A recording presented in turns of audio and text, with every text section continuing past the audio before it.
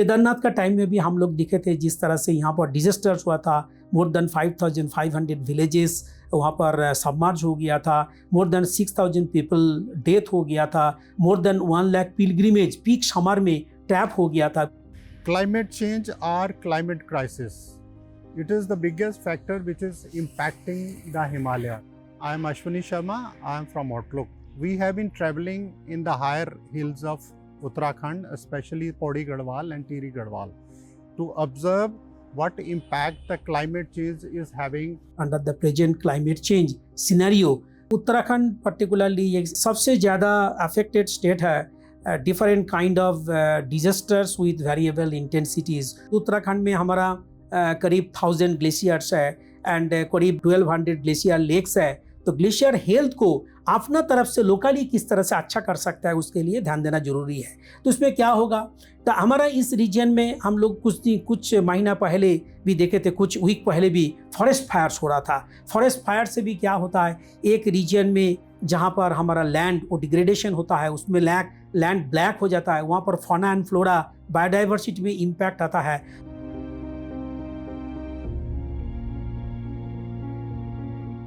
एक तो फायर का होना, फायर ने पूरे के पूरे जो वाटर रिसोर्सेज है वो सुखा दिए। सेकेंड थिंग, पहले क्या होता था कि हर महीने बारिश हो जाती थी, ऑलमोस्ट 2 महीने नहीं तो 3 महीने।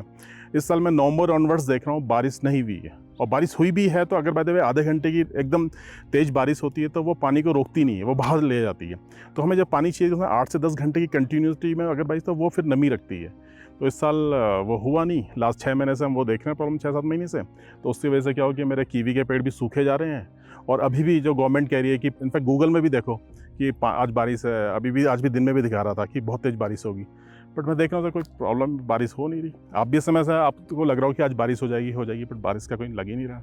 देखिए, ऐसा है क्लाइमेट चेंज का तो पूरा लैंडस्केप पे, पूरे धरातलीय जितने संसाधन है सब पे फर्क पड़ता है। उसमें ग्लेशियर ये एक है, ग्लेशियर पर भी फर्क पड़ता है। वहाँ जो जंगल है उन पे फर्क पड़ता है, जो आपके स्प्रिंग वाटर है उस पर फर्क पड़ता है, क्योंकि इन सब नदियों को पानी जो उत्सर्जन है नदी का उसमें फर्क पड़ता है। और जब इन सारी चीज़ों पे फर्क पड़ता है, कहीं ना कहीं वो मानवीय सामाजिक आर्थिक विकास में रोड़ा बनते हैं।